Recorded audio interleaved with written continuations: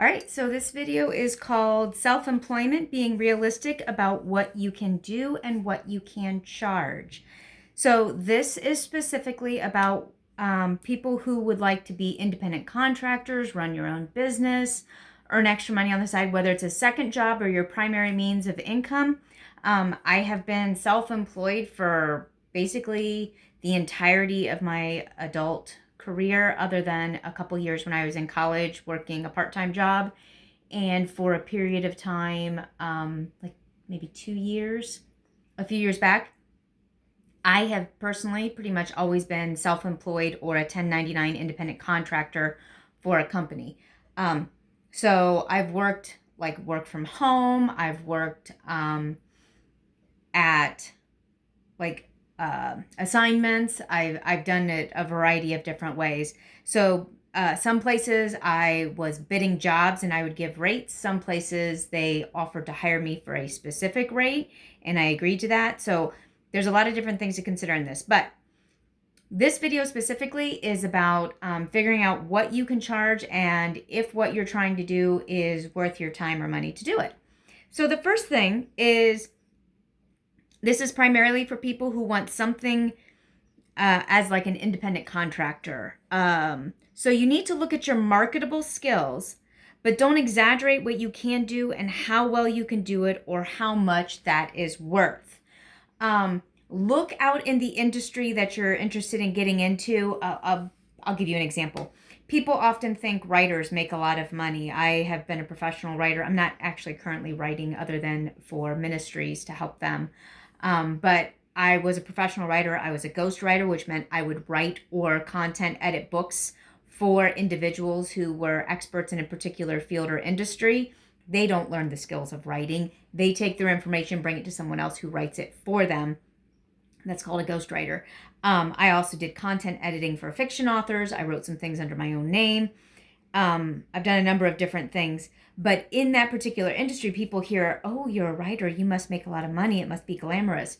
Well, no, that's like saying a musician makes a lot of money or it's glamorous. It's an art. So there's a few people up at the top who make a whole lot of money, and most of the people don't make much at all.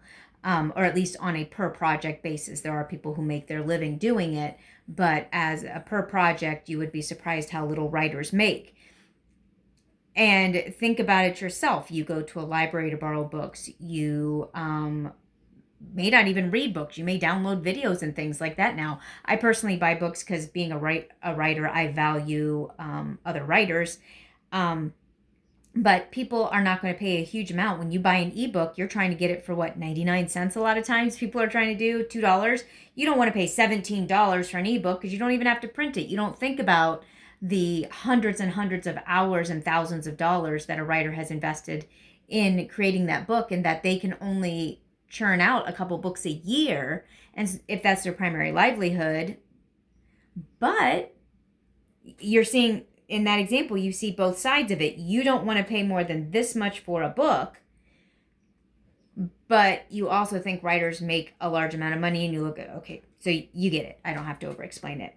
So as a writer, I cannot offer my service to someone and say, I'm going to charge you $200 an hour unless I can show them the next thing. And the next thing is remembering that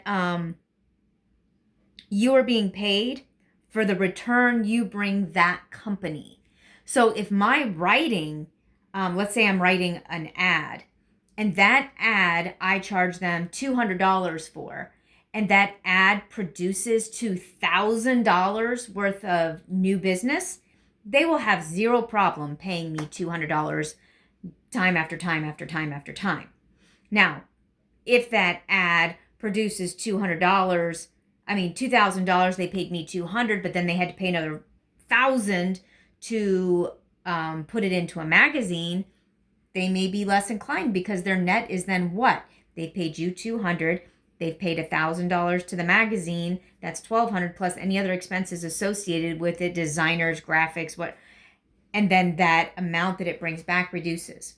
So you can see in that example, you need to think about your pricing structure. If you're being an independent contractor, being able to quantify to the person you're talking to what value you bring to the business. So don't overcharge, don't undercharge. They're not paying you for your time. You're being paid based on the value you bring to the project. And if you can become more efficient in how you do things and lower the cost to you of doing each thing, then you will be able to have a wider profit margin. And you too, as an independent business owner, will be able to increase your income. Because remember, a lot of the people you're working with are also independent business owners or small business owners. And for them, their income is not based on how many hours a week they work. It's what they bring in minus what they pay out, minus what they reinvest. That's what they get. So if you can increase this amount, they don't care what they pay you. If you're just decreasing it, you're going to go. So how much does your work return to the company? How much does it cost to connect you to the person needing the service? So how much are you paying in your own marketing? Are you paying a finder's fee to someone who connected you? Are you paying advertising? So how much is it costing you to get each job? How many others offer it, and what are they charging? Are you in line with the industry standard? Are you way high or way low? If you're way low, you may be doing it because you have lower overhead, or you need to have some money, and $3 is more than $0. If you're way high, you have to be able to prove the value you bring by showing metrics, and you're still going to price yourself out of some industries, but other people who are able to capitalize on it will pay it.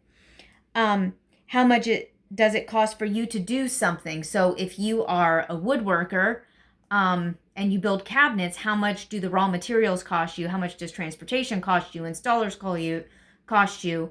And how does that all fit in with your pricing structure?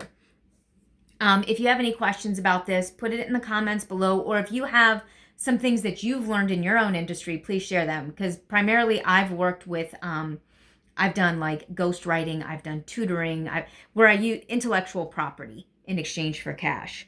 I have worked hourly, I've worked by the project, which I'll talk about that in a second. Does what you need to charge line up with what the task is worth to your ideal consumer? So I use the example of being a writer. I used to charge between a penny and a penny and a half per word based on the Microsoft Word count. So a 50,000 word manuscript would cost about $500 for me to go through and do a quick content edit. It moved up to $750 because I found on a per hour basis I was making below minimum wage for really exceptional skills, but I was so detailed, and I can kind of remember things well when I'm working on a manuscript. Not when I'm trying to remember why I walked in the kitchen, but when I'm working on a book, I can remember things that happened and I could tie them to earlier. And so I found on a per hour basis, I was actually making below minimum wage. So I had to adjust to that penny and a half an hour because I had not effectively taken into account what it cost me to do that job. So paying referral fees, paying for computer programs, paying for the electricity, paying for invoicing software, accounting software, all those expenses. So I charged based on that, not by the hour. And as I became better, my hourly went up. That's why I did it. So people always knew up front exactly what they were going to have to pay. There was no sticker shock. And I knew exactly what I was going to make. And as I got better and faster, I was able to make more. But because I brought such value, people didn't mind what I was charging. By contrast, when I used to pay by the hour and I would say I'm charging like $12 an hour or $15 an hour, people would be like, wow, that's an awful lot. And then when you invoice them $500, they're thinking 10 or 12. It would be what, $100, maybe 200. So that kind of thing. So if you are charging on an hourly basis, give your client or customer a reasonable expectation of what a job will cost if you're doing more than just trading your time for money. If you're doing like receptionist, phone work, things like that, where it's clearly just working straight hours, then that's different. But if you're working on projects like a lot of independent contractors do, be clear about the hours that you're charging for. And that brings me to my last point. When you're an independent contractor, self-employed, those kind of things, think about whether you want to go per project or per hour pricing. There are pros and cons to both. You can share some of the ones you've experienced in the comments below. But as I've said, it makes very clear what your fees are going to be. It prevents misunderstandings. If you are excellent at what you do, people won't go, well, what did you do for this? I mean, people would see the hundreds and hundreds and hundreds, sometimes thousands of comments that I put into a manuscript, and not just like, oh, funny. I would say, what's the motivation of the character in this particular scene? And how is this setting up the next thing? Because it's unclear. That gets a writer thinking about how they need to tweak a scene. So when I'm doing that in a 50,000 word manuscript, you're looking at a few hundred pages. When I do that 10 times, well, 300, that means 3,000 comments I'm putting in. Suddenly that $500 really is a huge value. And there were some times when a manuscript was very clean, very well written, that I would write back to them and go, listen, I'm going to reduce you by 10 or 20% because this manuscript was actually very clean. I'd love to work with you again. And they appreciate that because it's integrity. And they didn't open it up and go, there's only 80 comments on 300 pages. What did she do besides read my book?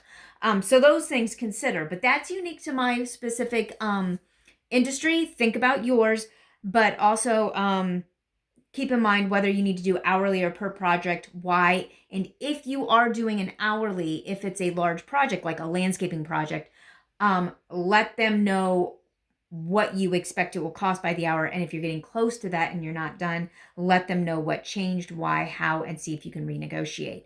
So consider those things. Just kind of treat other people the way you would want to be treated. Don't lowball, but don't try to fleece people. Be honest about what expenses come into that and the things that you're having to take into account and your hourly fees. You know, if you have to hire some of this stuff out. When I used to publish books, you know, I had to hire a designer and I had to hire this and another proofreader in addition to my editing. And so I let them know all the things they were getting for that, and they were welcome to do it themselves or take my package deal. So have those things as well, possibly. But when you're considering your pricing, if you're brand new, remember you have to go at the lower end. You don't get to charge $300 an hour when you're brand new and you've only ever taken pictures twice. You know, there's got to be some realism in what you're offering, unless you're exceptionally gifted and you can show portfolio pictures that prove why that's value, how you are great at editing and all that stuff. So there's outliers, but in general, I will often see people who are trying to prove their professionalism by having ridiculous fees instead of having reasonable fees and proving their professionalism by their quality of work, and then getting a ton of extra work because word will get out quickly, whether you do really well or really poorly. So I would love to hear some of the things that you're doing or considering self-employed, and any of your questions or comments or experiences in the comments below. Please like and share this video and let other people find out about it. And I will see you in the next video. Bye.